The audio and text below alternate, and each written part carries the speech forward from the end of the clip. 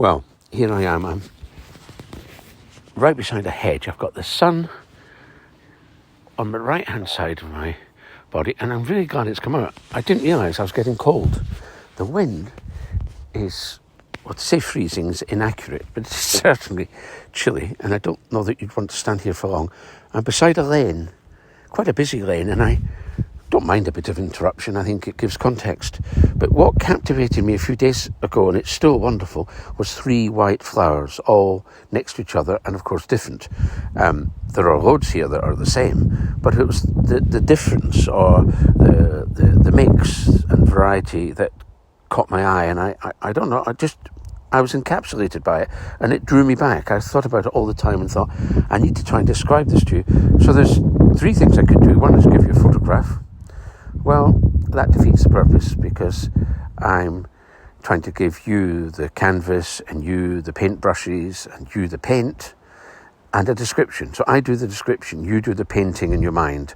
I don't think I do the painting. That's quite important to me, because you can paint in your mind much more vividly and beautifully than I can. So moving on from that, so the first, I'm going to change what I thought. I'm going to go down here. It's something that many of you will know. It's a nettle-like plant, and all the leaf shapes are variegated at the end. Sorry, variegated is the wrong word. Well, that van nearly took me to see my maker, but anyway, I moved my head in time.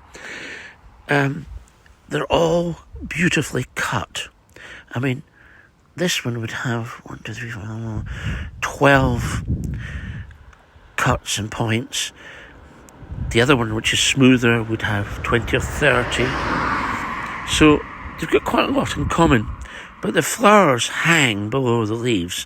Isn't that fun? Instead of being on top, where you expect them to be beautiful white flowers hanging down, and it's not nettle. I'm holding it with my fingers, no stinging, and what delicate, beautiful flowers.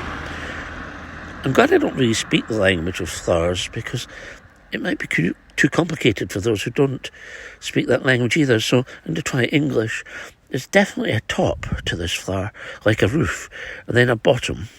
And then I think you go in there to the bottom to get the nectar. In fact, there's a little insect in there now, a little fly. I don't know if you know this, but I believe it's true to say that flies are more important pollinators than bees. And of course, bees are terribly, terribly important. But people don't like flies. They don't talk about it. But look up flies, and I'll tell you about another fly in a minute, if I remember, when it comes to me. So I want to go to another flower here. It's actually beside my nose, because I'm kneeling down looking carefully, and it's swaying in the wind, and if I'm not careful it will give me hay fever probably. It's a terribly slim, or beautifully slim stem here, with a lilac colour at each joint, and the flowers, when they're out, are a lovely whitish, maybe a hint of pink, but then when they go over, the leaves become, which are supporting round the flower, become more prominent, and they're a sort of pinky colour. I should think you've all gone to sleep now, but nonetheless, I'll press on. And down here I've got this, this is masterly. It's like a ring of little flowers. 1, 2, 3, 4, 5, 7, 8, 9, 10, 11, 12, 13, 14, say 15 to 20. And inside there's still 2 that haven't opened. I'll take another head. Here's a head here. That's got 1, 2, 3, 4, 5, 6, 7 flowers still to open the centre. And there's a lovely ant in there. I wonder if it's feeding on nectar. And there's another ant there. And so these ants climb up and know what they're getting. And this is terribly delicate. You've got an average of 6 petals, and those nearest the centre are quite upright, whereas those which are pointing outwards are more horizontal. And there is nettle away over there, but there's no flowers to see on it. I think it's far too early for all that, and they're sort of a late developer in this.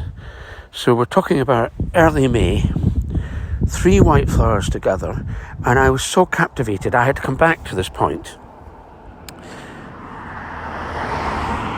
Isn't it strange how things can capture you? I don't know why I was so taken. Maybe it's just the fact, maybe you don't know this, there seems to be a common theme. So we're in what I call the white theme. This time of year there's a lot of white, and